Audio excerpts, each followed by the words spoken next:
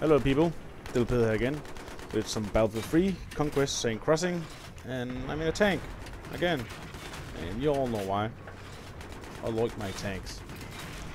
First off, let me get a couple of things out of the way. Not made videos for a while, not because I didn't really, I kind of felt like it, but not really been in a position to get some good material to post. I've been playing a lot with some new friends. No, some guys who have moved over to PC gaming as well, and we've been Skyping up a lot, and that kind of ruins gameplay footage when you hear me yelling obscenities in the in a foreign language. Like Danish is ugly enough, and hearing me cursing, that doesn't make it any more pretty. So I've kind of scrapped the most of that material, just because I basically just spare you people listening to the barbaric voices of an infuriated Dane. And my cat is eating my headset. Stop it! Right, that was animal cruelty right there. Furthermore, my beloved Samsung T220 monitor died. I have been accused of have destroyed it in a fit of rage, which is of course a complete manufactured lie. Why would I punch anything while I'm raging? Oh, you people. No, the honest truth is that it got a slight bang at one time I was moving, and I kind of just caught up with it. And now it's dead. So I bought a new one. An Asus something 24-inch 20 HP, which solved some of my problem with cropping image, since I'm now playing in 1080p. I played in what the fuck, 1680, 1050 or something not 1080p, and I recorded in 720p. Well, enough of that. As it's blatantly obvious, I'm in the tank, and I joined this game quite late. When I joined, we were on top of things. We had 2 flags, and we were slowly turning the tide. We were getting their tickets, and we get up with about 80 tickets at one point, and we kind of think everything is just golden. But you got to be on your toes, especially on Seine Crossing. It's a very, very sensitive map for tanks, because there's not one flag you can go into cap without exposing yourself to danger. So, like I said once before, and here you see I'm getting soul flamed or something, and I'm just rushing forward, because because I want to get to safety, and that just doesn't work out for me. Because you see here, I'm caught, I'm exposed, I'm 3 sides, and well, got pummeled. Well, I'm back in the tank and getting hit instantly. Now, there's some things I like to cover regarding tanks, and it is a long-distance support vehicle. It's not a battling ram, like I said once before. It's a vehicle that can support infantry, and it can combat other tanks. And post-patch, it is quite decent at combating choppers. But what I found after the patch is that the tank's armor is now basically nothing but wet cardboard. The first couple of weeks, that really frustrated me. I went down so off with my tank that it was, you won't even believe it. And I was so angry, and Gustav Holling wrote on fucking Twitter that nothing wrong with it. You just noobs because I'm not dying more often than your tanks. You should stop whining or something like that. And I was on my travel booking a ticket to Stockholm to slap that guy, but I'm not that type of guy. I love the devs of Battlefield 3. Beautiful people, all of them. But he's wrong. The tank's armor is pretty weak now, especially against choppers, and that is so frustrating. One gun run and you're out, and that's not fortunate. having said that, I wish you could raise the turret a bit more, so you could shoot out the choppers when they're right over you, when they're having low in front of you. But you can't get the turret high enough. But I've adapted. I have taken a more cautious approach, and I'm not. Yeah, well, you could argue that it couldn't be more cautious, but it is. I am now staying well behind. I'm trying to stay behind my infantry. And if infantry, if you're listening, hear me out. The tank can only be as aggressive as you are. If that tank pushes up any further than it's in infantry, it's dead in the water. If you put rivalXfactors put out a video the other day that I'm was not at all aware of, is that if you shoot a tank from a 90-degree angle, as in right into the side of it, and you're standing right, it doesn't glance it or bounce off the side, it takes more damage. You deal more damage to the tank. I didn't know that, but I found out, especially post-patch. So if you use the tank to drive up and battle ram and take uses that as your main infantry to take objectives, it's gonna die. It really is. So you need to have engineers pushing up along with the tank, so they can support it, so they can fix it, keep it up.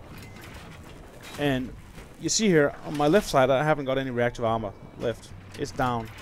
I'm not really. What I should have done is told people in the chat that I should bring it up again on my left side, but I didn't because I thought my immediate danger was on my right side mostly, because that's that's the side their tank was going to come from. But still, RPGs and all sorts. So you should really try and get your engineers to get your reactive armor up again when it's down. That's really going to save a lot for you. And now it's, you see, I'm down to 4% health. But I gotta give credit to the people here. They fix them up real good, real nice. That's nice. But they're not pushing around the corner, so I can get my tank up there. Because when I get out of that alley, I gotta get across the bridge fast, on top of the bridge, because that road there, I'm exposed from across the river, and I'm exposed from behind, and I'm exposed from the bridge. When I get on the bridge, it's not that bad. I can take a little cover behind that tower and sorts. I'm a not as easy target to hit. But that really means that the infantry has to push up and clean out the people. I can come up behind them and shoot people, but I need my engineers to keep me alive. And I need them to take out those I cannot get to, because my turret only shoots that far. It's not a close quarter combat weapon. This is a close quarter combat situation. So you see them here, they're not pushing up. And what you can see, it'll come pretty obvious at points that they run across the road to get into the shop on the left side. Yeah, that's left, right. Yeah. And they're hiding there, and immediately I push up, they're gonna shoot me with RPGs. And if I push up, they got that perfect 90 degrees angle, and I will take so much damage. They might even jump out and shoot me in the rear, and I'll get an instant disable, maybe even, well, explode, die, crash, bang, boom. And I'm just trying to clear out people so they can push up, but they're not. They are not pushing up. So, to reiterate, that is a word. I cannot pronounce it, but it is a word. To reiterate, the tank can only be as aggressive as the forces around it. That's my philosophy on it, especially after the patch. So you need to push up with it. The Antrak is a whole different story, though. The Bang Bus can take everything. The Bang Bus is solid, built steel. Sorry, Colby. So you see here, I'm trying to get an angle. I'm trying to clear out so I can get my people to push. Another thing that becomes blatantly evident here while I watch this, watching this footage, was edited out the few kills I have, is while we were battling to get there around to this bridge, I should have had infantry that took the other bridge, because the enemy had a heavy presence over here, because I was I was craving a lot of attention by getting a lot of kills. and they want to take me out. So they came around here and focused a lot of this of the right bridge. We should have pushed the left bridge and taken another flag, than just focusing on the C flag here. Not me though. I should have stayed here and banked these people up, but others should. They didn't. My forces were just, my teammates were just too hesitant. Another thing, if you see a tank roll up behind you or past you, jump in it. If there's a gunner seat spare, jump the hell in it. You see a teammate rolling in a tank and you put on, if you see a gunner seat, put on, you make sure that you got proximity scan if you got that on, and you jump in his tank and you help him. You make sure he repairs, and you make sure that people can't run up behind him and C4 him. You protect the tank, you help him. One guy in the tank isn't very effective. Two guys are very effective. You see, I don't know, I'm not really sure how many kills my gunner is getting here, but he is doing work and he's suppressing like hell. But it's just not enough. Oh well. So make sure you do that. Get in the tank, help people out. Don't just let the tank roll past if you see that he's in need of a gunner or an engineer. If you're an engineer, jump in. If you're not, well, jump in anyways. If he's an engineer and he jumps out to repair the tank, you're in there making sure it cannot be stolen, and further get some points. So don't just let the tank roll by you. Go in and help it. A little bit about what I'm equipped with here. I usually, not on this map though, but I'm used to be a really big fan of the guided shells, but they've kind of lost their power since smoke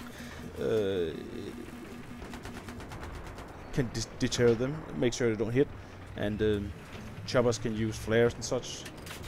So they're not that good anymore. Canister shells, that's pretty good. That works against the choppers. So I'm kind of debating, because the guided shells, if you're going to use the guided shells, you need someone with a soul flame to take out, to spot choppers. And well, the soul flame, the lock, it disappears quite fast. And I've really experienced that the guided shells have a kind of a hard time on logging on a lot of stuff. So I'm not that big a fan of that anymore. But the canister shell really tear everything apart. It's good against everything but heavy armor. Well, light armor as well, but jeeps and choppers, it tears that shit apart.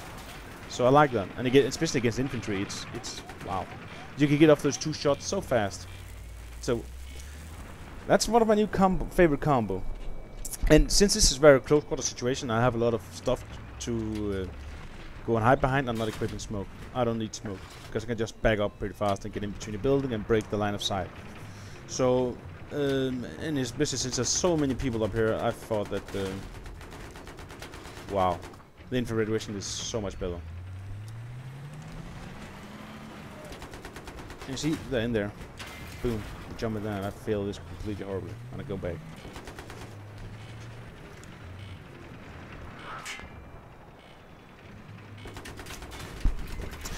Another thing I would love that people would do a lot more is to spot. I am in a big clunky metal thing here, and I can pretty easily be caught by surprise. I got a lot of firepower, and I pack a lot of punch, and I can do a lot of damage. But I can be snuck up on, and I can be taken out pretty fast if I'm not aware there's a threat outside of my peripherals. So I have to rely heavily on my minimap, and that's why, like I said, if you know you're gonna be a gunner, put on your proximity scanner, so both can benefit from it in the tank. Actually, it is, I don't know if that's a bug or what it is, but you can just spawn on the tank with proximity scanner equipped and jump out. So even if you're not ever gonna be in the tank, equip proximity scanner and just spawn on tanks and jump out, and he'll keep the proximity scanner. That is nice. That gives gives you a little edge, so you can see if somebody's coming up behind you, and you can kind of react. But tanks, if somebody spots tanks from me, that's quite helpful. And you see, we have lost that flag, and we're really badly finding it. They're starting to move up. Fortunately, I caught them with the pants down, which is always, depending on the given situation, a good or a bad thing. So, spot. If I can see the minimap where the tank is coming from and when it's going to be there, that's a great advantage to me. Even especially if you have jihad jeeps moving up on you, spot them. Some people think it's so funny to troll tanks with that, and well, it's actually quite efficient way to take out tanks, equipping jeeps with C4 and ramming up the ass of a tank. So if that's spotted it, I know when it's coming and I can take my precautions. Especially since I can see the C4 on the minimap as well. You see here, that tank is spotted, and I'm spotted, and we both know that we're both around that corner, and it's kind of a waiting game here.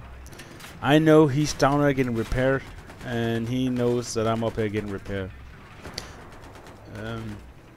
But I got my reactive armor on that side, so I can take a shot. So I'm really contemplating it. I'm rushing up on him here and just take him out. But he comes to meet me. And you see, I got my reactive armor, so I'm taking a chance. I go for disable, and I get him. Because that damn fool got his sight to me. He shouldn't have had that. He should have turned around and put his nose up against me, and he might have won. That's another thing you gotta be aware of and think about.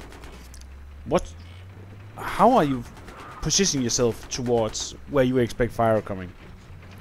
The front is what can take the most damage. The rear, that's a tender area, giggity. And you need to look at him tumble. Oh, bless. You need to cover your rear.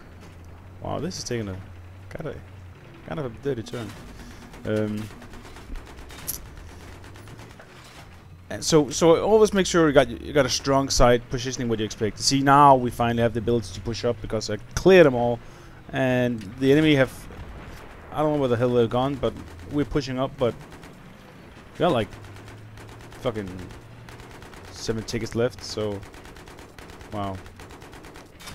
So that's a bit of little my musings on how I like to use the tank. As you can see it here, I'm pretty hesitant, and I'm very defensive and cautious. And I think that it's imperative that the teammates are aware of that the tank is actually kind of fragile when it gets into scenarios where it's close quarter combat. So stay around it and fix it. Hope you enjoyed the video. I'm out.